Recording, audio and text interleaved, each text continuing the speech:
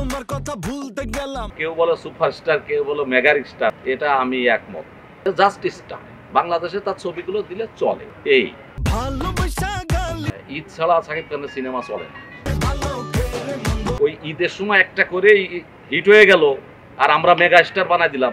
কিছু চামচা আছে তো তার সাথে থাকে, টাকা পয়সা দিয়ে পালে। উনি এই 2 কোটি 2.5 কোটি 3 কোটি টাকা ছবি বানায় ঈদ ছাড়া রিলিজ করে দেখাক, তাহলে তো বোঝা যাবে সুপার স্টার না স্টার।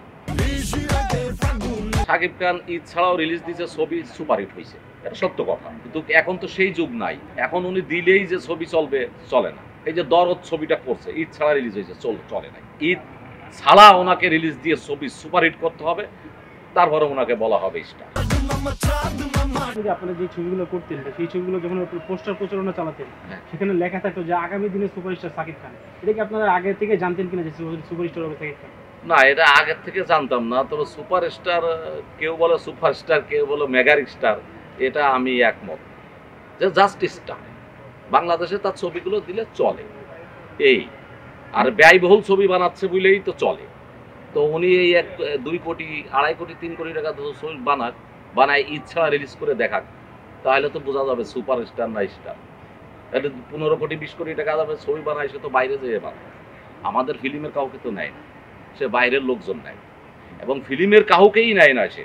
এটার জন্য দায়ী শাকিব খান। আপনি কি হইলে শাকিব খানকে সুপারস্টার বা মেগাস্টার মানবেন?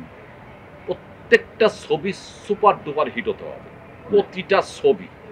ওই ঈদের সময় একটা করে হিট হয়ে গেল, আর আমরা মেগা স্টার বানাই দিলাম। কিছু চামচা আছে তো তার সাথে থাকে, টাকা পয়সা দিয়ে পালে। আর আমরা তো তার কাছে যাই না। তার সাথে আমি 21টা ছবি করছি, তো আমার যাওয়ার কোনো দরকারই নেই। উনি কি ছিল, কেমন ছিল, কি খাইছে, তার সাথে কতদিন আমি একসাথে ভাত খাইছি, সে আমাকে কি দিছে, সেটাও তো আমার এত প্রকাশ করার দরকার, আমার ভিতরেই থাক। কিন্তু অনেকেই বলে যে ঈদ ছাড়াও শাকিব খানের সিনেমা দিলে শাকিব খান হিটই দিবে। ঈদ ছাড়া শাকিব খানের সিনেমা চলে না। আগে যখন তিনি সিনেমা করতেন তখন তো ঈদ ছাড়া তার সিনেমা, হ্যাঁ, ঈদ ছাড়া তখন চলছে, তখনকার স্টাইল ছিল আলাদা। অনেকেরা আসলে বলছে যে আসলে শাকিব খান তো এর আগে ঈদ ছাড়াও সিনেমা করেছে এবং সুপারহিট সিনেমা উপহার দিয়েছে, তো তখন যদি পারতো এখন পারবে না কেন? আপনার কি মনে হয়?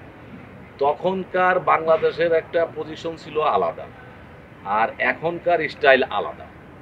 তো আগে ছিল শাকিব খান ঈদ ছাড়াও রিলিজ দিয়েছে, ছবি সুপারহিট হয়েছে, এটা সত্য কথা। কিন্তু এখন তো সেই যুগ নাই। এখন উনি দিলেই যে ছবি চলবে, চলে না। এই যে দরদ ছবিটা করছে, ঈদ ছাড়া রিলিজ হয়েছে, চলে নাই। ঈদ ছাড়া ওনাকে রিলিজ দিয়ে ছবি সুপারহিট করতে হবে, তারপরে ওনাকে বলা হবে স্টার। তাহলে ওই সময়টায় শাকিব খানকে মেগা স্টার মানুষ না মেনে বর্তমান সময় আসে, যেখানে ঈদ ছাড়া সিনেমা চলে না, এমন একটা সময় এসে তাকে মেগা স্টার মানা হচ্ছে কেন? এখন মেগা স্টার বলতেছে, কারা বলে দেখি তো। এটা তো আমি কি বলবো, সবসময় সে আগে ওই সব ছবি, ঈদ ছাড়া যে ছবিগুলো চলতো, সেই কারণে তাকে স্টার বলতাম আমরা। না, শাকিব খান একজন স্টার। আর এখানে প্রত্যেক ঈদে এক একটা ছবি হিট হয়। মেগা স্টার কারা বানাইছে বা কিভাবে বানাইছে, এটা আমার বোধগম্য। দর্শকদের উদ্দেশ্য এইটাই বলবো যে আপনারা সিনেমা হলে যে ছবি দেখেন, এবং ভালো ভালো ছবি দেখেন, এবং ভালো গল্পের ছবি দেখেন, এবং কম দামের ছবিতে এখন করলে আসলে চলবে না। হ্যাঁ, আপনার বেশি দামের ছবি দেখবেন, কিন্তু সেই ভালো ছবিগুলো দেখেন, এবং আপনারা সবাই সিনেমা হলে যে ছবি দেখেন, যাতে সিনেমাটা এই দর্শকের। ধন্যবাদ আপনাকে।